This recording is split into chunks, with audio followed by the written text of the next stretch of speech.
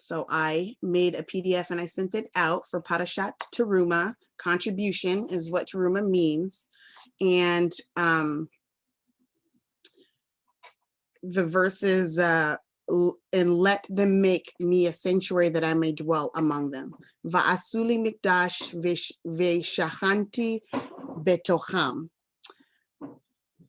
And I also wanted to dedicate Le'uli Nishmat for Hanetzibi Gordon Bass, Rabbi Ephraim Zalman, and that's my grandmother-in-law, Bubby Gordon, that passed away this Pesach due to COVID, and also my great-grandmother from my mother's grandmother actually is Mabel Butler Bass Sarah. And coming up is the yard site on the 21st of Adar is the yard site of Rabbi Elimelech Weisblum of Lezhensk. And he was a student of the Maggid of Mizrach. And we were just learning some of his insights last week of the Torah portion from MISHKHAN. So I made the shorter talk and I typed it up and condensed everything into bite-sized pieces. So this week's Torah reading, we got to look into the way which HASHEM has made it possible to establish an eternal dwelling place within us. And I was reading a writing from Rabbi Johnathan Sacks, the former Chief Rabbi of England, Zochrona Lavracha of righteous memory. He explains the linguistic connotation of the verse Shakhen, and which means to dwell. And he explains that this word is derived from the word MISHKHAN, meaning sanctuary. And this is the place where the divine presence dwells, the physical place that's inanimate, but it was next to us. So we say Shakhen, and we won't find Shakhen in the Torah because this is from the root of the word. So for the divine presence, that's what we say for that. So we're going to zoom in on the imperative points in which he elaborates on the cognitive insights and application of the ideas to the concept of the verb to dwell.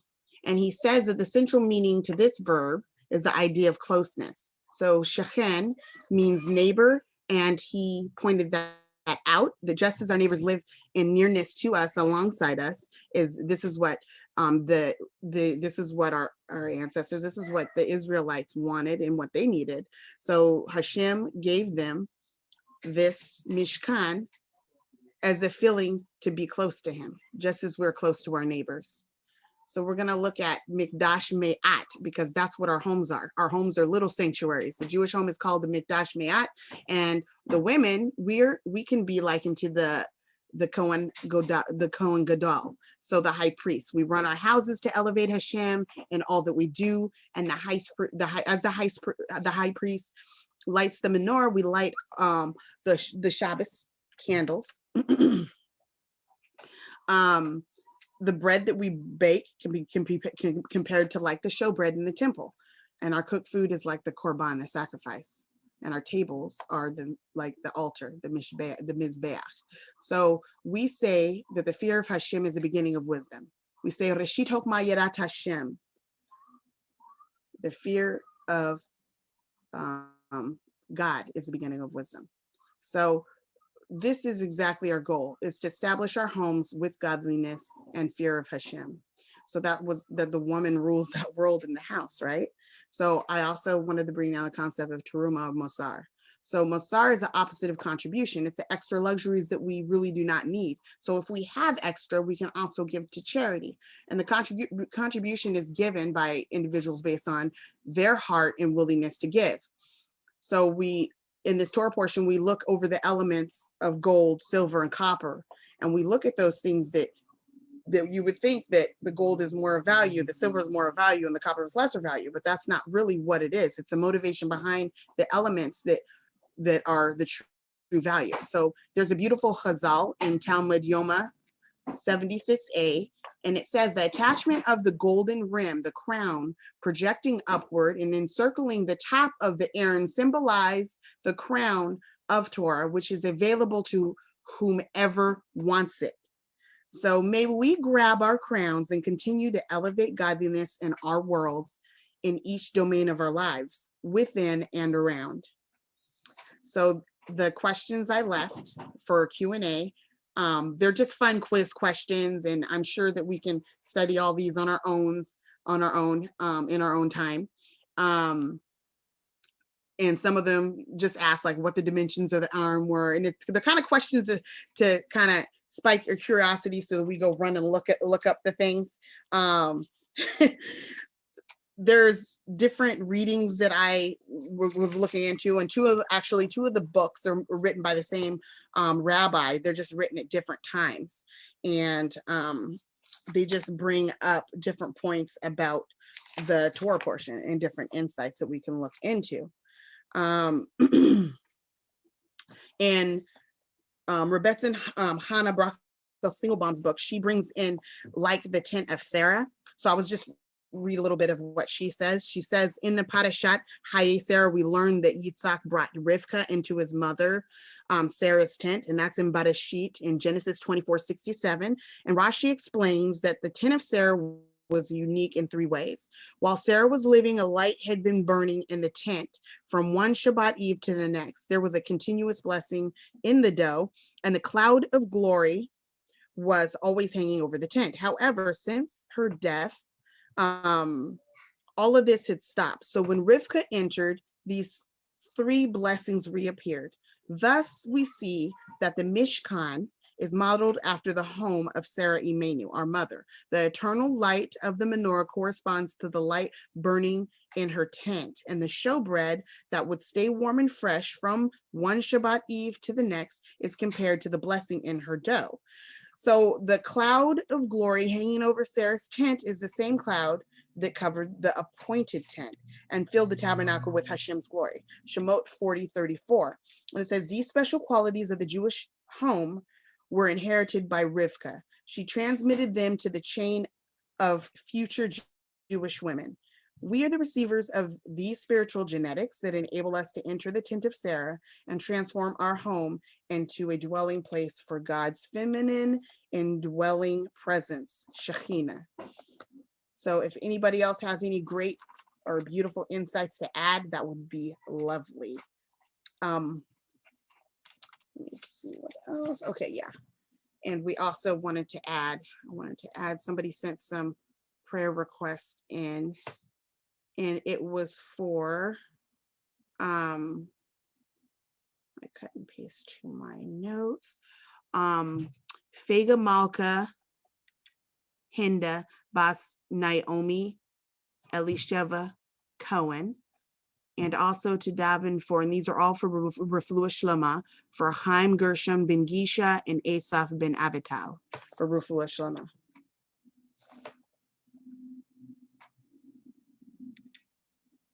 Now we can go into our interactive discussions. Everybody want to turn on their cams, interact. I have two cams actually. Let's see what my document is.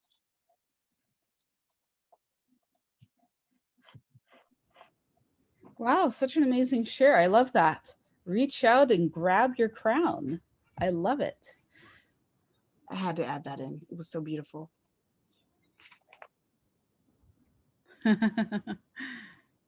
See my back studio. Yes. Anyone else have anything they want to add or any questions? Elisheva, Mira. Hi, I would like.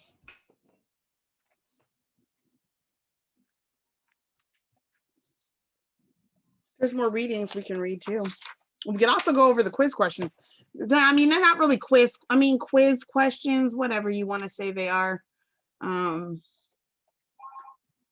One of them is asking what the dimensions of the Aron were. What is the purpose of the staves? And we saw that. I don't know if everybody saw the video, but the video is that I showed is for the video I showed is for the MISHKHAN design program that people can apply to their learning. So if you guys want to watch that video, it's only like a minute and a half long. If you want to see that video again, and it can show you, oh, the video didn't play for me. It didn't play for you. Here, I have the video right here. You want me to share again? It just shows the Art Scroll video program that you guys can get on your own. Anybody can get it. And do you guys want to see that again? I can share it and show it. Yeah, share it again. It's beautiful. I really appreciate their work. Oh, now it's playing. Yeah.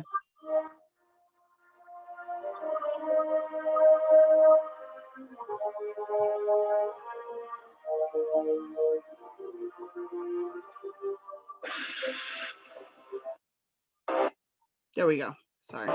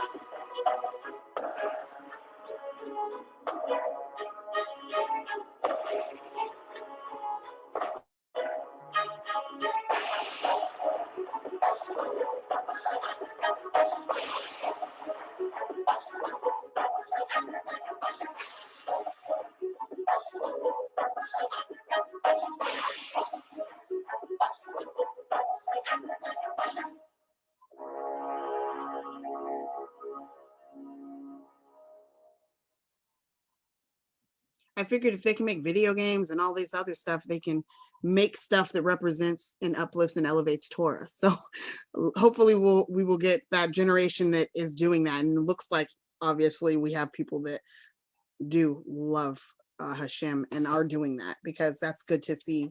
And to have the whole, Torah, to have the whole Torah done where we could actually, do assimilations and do all that, that would be amazing. So I appreciate that they had that done. And I saw this a few years back, and I showed it at a presentation at the Cultural Center, and people liked it. I think, I think that the center, I think they got the program. I think they sponsored to get the program for them, for that center, especially for people that were interested in incorporating it and integrating it into shirim and into lectures and stuff like that. Because some people are visually, they need that visual support, and it enhances the experience, I think, for everyone in general, whether you're an auditory learner, visual learner, tactile, whatever. I think it's a very good enhancement to have that. It's a blessing, Baruch Hashem. But somebody said the questions, if you saw in the video, it did show one of the questions on here. And we're looking at that, the physical components of that and all this beautiful things, but we're really, our bodies and our minds, our souls, that's really what contains the Shekhinah, Hashem's presence to dwell within us. And I think I mentioned that I think I made the lecture a little bit shorter, but I was saying that we do the small tissue. I don't know if you guys study Hasidus, but we're studying, the Tanya, we study Hasidus. It talks about Teshua, Tatan, Teshua, Ilua, that we have these, the teshuvas that we can make to become closer to Hashem, and then we can, through Devikus and through cleaving to Hashem is how we actually build up our our worlds, our MISHKHAN, and our dwelling place for HASHEM, and that's what the really big important part of it is. And so we become those, the dwelling places in our bodies. It showed that. Let me see the dimensions of that in here. So yeah, it showed that what were the dimensions of Aaron, and it says 2.5 cubits in length, 1.5 cubits wide, and 1.5 cubits in height. And the stave, the purpose of the badim, the staves, were to carry it. And I don't know if you guys remember that story when they had put it on a cart, which also brings light into the importance of following instructions and following directions, which we have to constantly remind our children and ourselves and everyone to do, is when he went to stop it from falling and he was killed immediately. That was like, why would that happen? He was trying to do a good mitzvah. He was trying to stop it from falling, but they weren't following the instructions. And there was a reason why they had the staves, and the staves were, this is how it was to be carried. And they weren't following that instructions. It wouldn't have happened if they were following what the guidelines that HASHEM gave. So I thought that was really cool that they had that in there. What was the purpose of the staves? And that was to carry it. The purpose was to carry the Aaron, the Ark HaKodesh, the Aaron HaKodesh. So I thought that was really important. And it talks about the different dimensions of each of the curtains and the corners. And the colors, right? Everything was so specifically chosen for, and there was like some chassidus behind each one of these things, right? Like measurements and the colors chosen. Yeah. My husband goes through this learning, and I wish I had some of the notes on some of these things, because this is always so fascinating to me. I pressed the links. I put self-study links in the PDF, and there was one on here I really liked. I think Parsha in depth Teruma. It's on Chabad.org. I use Chabad.org because I know everything on there is kosher, you know. Yeah. So yeah. So Teruma in a nutshell, and then building a synagogue, the Parsha halakha, and I put that link in there too. And then there's some by Rabbi Elona Nava. There's a couple of videos in there from him too. He gets pretty specific, but I thought that was interesting to learn just to look at all of those details. These intricate details were amazing. For sure. So I thought Thank that was you cool. so much. Yeah, Baruch Hashem. So great. Baruch So Hashem. thank you for having me participate in learning. Because then I love when I get into learning. I'm like, I want to talk about this. I want to talk about it. And there's so many different things to talk about, and it like makes you. I mean, it makes the learner like, oh my gosh, there's so much that I could just. And then you look at the time, and the time's like really late, but you don't feel like the time's late. 3 hours, 2 hours can pass, and it feels like it was 10 minutes. Once you're in Torah studies, it's like amazing. So there's a question. A question from Ellie Shava. How can a single Jewish woman achieve this? Achieve what? There was a couple points before it. Yeah. It says, I have a question. We talk about how a Jewish woman makes her home into a Mishkan, but it's more in terms of her as a wife and a mother. How can a single Jewish woman achieve this? Oh, so okay, single woman. So I kind of like that question. I kind of relate it to like, I look back to when I was single, what was I doing to bring the Shakhen, to bring godliness into my domain and to every domain of my life.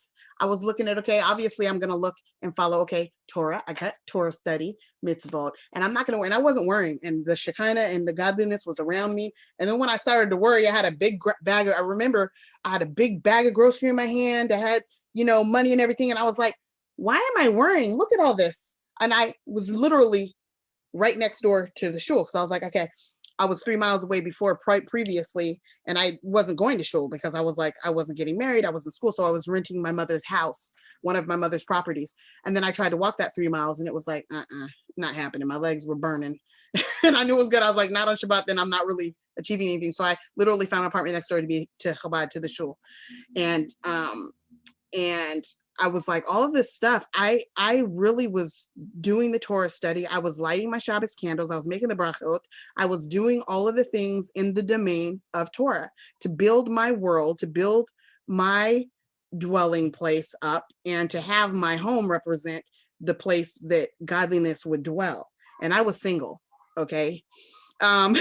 So that's what I was doing. I was still separating challah, I was breaking bread, I was participating in prayer groups, and I was also having people, I was inviting guests over, I was trying to get involved in activities, volunteering at shul, anything that I could cleave in through device and through studying Hasidus and cleaving to Torah scholars and stuff like that. And I was being really greedy, but I don't consider it the positive greedy. You're greedy for Torah. And when I was single, I was asked, "Are you gonna get married?" I'm like, I want to marry a Talmud Hakam. I want to marry a Torah scholar. I want to marry. That's when I get married. That's what I want to do, and that's what happened. So, how does a single person do it? You do it by cleaving to Hashem through devikis, through davening, and through being as involved as you can, like going to events. And I know there was an event where we had in not too far from here, because close to the Bay Area. Rabbi Manis Friedman came, that women's event that he has, an organization that he works with, that he helped establish, that they came. That was a beautiful thing, to just pick up a lot of women in the car and just go on the getaway, go away on these with these women events that are associated with very, active members of the Jewish world, So I think it's doing that, and then if everything will come into place once you're doing that, because you're walking with Hashem, whether you're single, whether you're married, you're walking with God. So that's how a single person would do it. The same way as married people, you're both supposed to be walking with Hashem, but that single person has to walk with Hashem, and then Hashem provides that match for them, so they can walk together with Hashem. That's how I look at it. Anyone else have insights? I would just say, to the Robinson's point, to your point, yeah. And Chabad Hasidus says that, why does it say them and not dwell within it? And to dwell within them is the commandment that we should each make ourselves a MISHKHAN. And how do we do that? By making ourselves holy, by separating ourselves, by doing Torah mitzvahs, by creating that separation of holiness, I think is how we do that. And that happens single, married, all the time. I don't think there's a difference there. I think the MISHKHAN is just yourself and making yourself holy so Hashem can dwell within. Yeah, separating, because, and I was gonna say, I was driving around later to go run some errands, and I saw buildings that were built that I didn't even know they had built them. I was so separated. I didn't even know what was being built around my community outside in the regular world. Places I drove before near the mall, that, I was like, oh, that's there? When did that appear? That's how connected I was at that, I was so connected to Torah and my activity in Judaism. I wasn't really worried, and I didn't really realize the things that were going on outside of my domain, my little community, my little, my little bubble.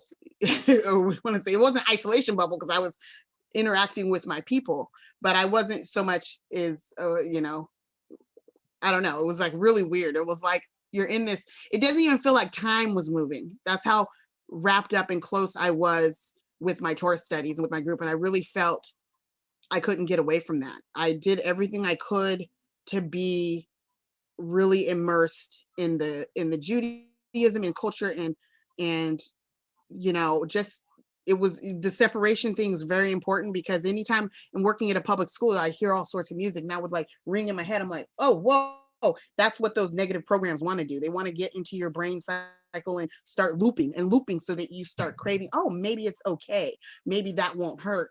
And then that pulls you away from godliness, so it was, it wasn't really that difficult for me, because they're kids, and I'm like, oh, okay, those are kids, listen, that I really don't have to pay attention to it. But it's just that separation, it wasn't that difficult for me, because I really didn't have people trying to pull me the other way. And a lot of people, I know it's difficult because they have people try to pull them back into, or pull them toward a certain way that's opposite. But I think it's easier when you just try to make that environment like a permanent environment and try to get involved. And so you really don't have anything on your calendar except for your obligations to work for your parnasa, and then your community, and then yourself. So that makes it a lot easier, I think.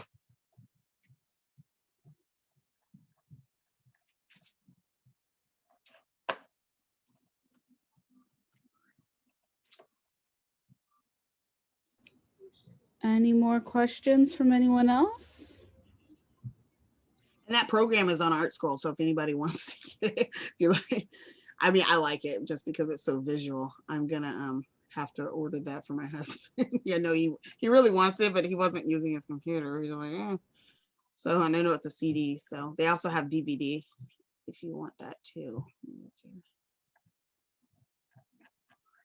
All right. Well, thank you so much, Adasa, Rebecca and Adasa, for your beautiful, beautiful share. I want to remind everyone that Rabbi Johnathan Perry has a share tomorrow for Kamocha at 8:30 or 8:30 Eastern, 5:30 Pacific time. And thank you so much for coming. Thank And you there's again. for bringing, I see on the 18th, my husband said, my husband, Rabbi Gordon said, Oh, yeah. he's like, maybe I'll do that. Because he Exactly, for bringing on Thursday. Yes. Okay. Wonderful. Thank you so much, everyone. Thank you Good so night. much. Thank you, video. Rebecca. Thank you. Bye. Okay. Bye-bye.